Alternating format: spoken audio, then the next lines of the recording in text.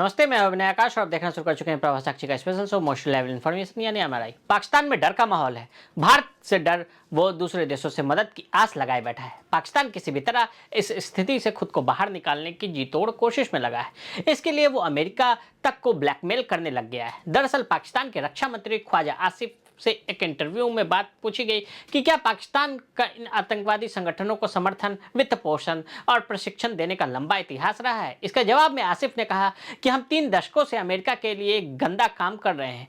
ख्वाजा आसिफ का ये बयान सीधे तौर पर अमेरिका को कटघरे में लाकर खड़ा कर देता है कि वो पिछले 3 दशक से जो कुछ भी पाकिस्तान में हो रहा है, जो कुछ भी समर्थन इस्लामाबाद की तरफ से आतंकवादियों को दिया जा रहा है, इसके पीछे पाकिस्तान नहीं बल्कि अमेरिका है। हालांकि देखा जाए तो इस वक्त पाकिस्तान किसी भी सूरत में खुद को बचाने में लगा है, इसलिए अब वो इस मामले में अमेरिका को भी घसीट रहा है। अमेरिका को ब्लैकमेल करने में लगा पाकिस्तान।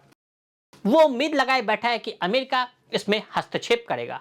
ब्रिटेन के स्काई न्यूज के साथ बातचीत में पाकिस्तान के रक्षा मंत्री से जब यह सवाल पूछा गया कि क्या अमेरिकी राष्ट्रपति डोनाल्ड ट्रंप को इस संकट को सुलझाने के लिए मदद में शामिल होना चाहिए, तो आसिफ ने कहा निश्चित रूप से वो विश्व शक्ति का नेतृत्व कर रहे हैं, एकमात्र विश्व शक्ति हैं। वो दुनिया भर में अलग अलग फ्लैश पॉइंट पर अलग अलग पार्टियों से बात कर रहे हैं। ये भी एक फ्लैश पॉइंट ही तो है जिसमें 2 परमाणु शक्तियां एक दूसरे से जुड़ी हुई हैं।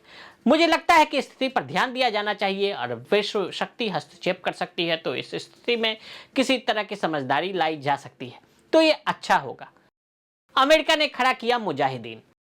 पाकिस्तान 70-80 के दशक का जिक्र कर अमेरिका पर निशाना साध रहा है। दरअसल ये 1970 की बात है। कम्युनिस्ट सरकार को बचाने के लिए सोवियत रूस ने अफगानिस्तान पर हमला किया।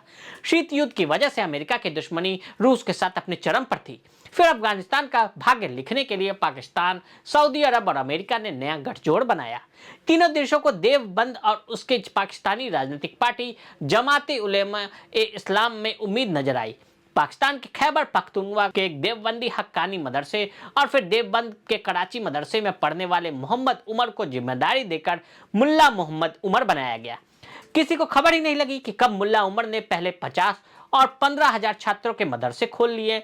इसके लिए पाकिस्तान, अमेरिका और सऊदी अरब ने खूब पैसे खर्चने शुरू किए। अमेरिका ने 1980 में United state agency for international development बनाया, जिसके जरिए देवबंद के नफरती विचारों वाले शिक्षण सामग्री को छपवाकर देवबंदी मदरसों में बांटा जाने लगा।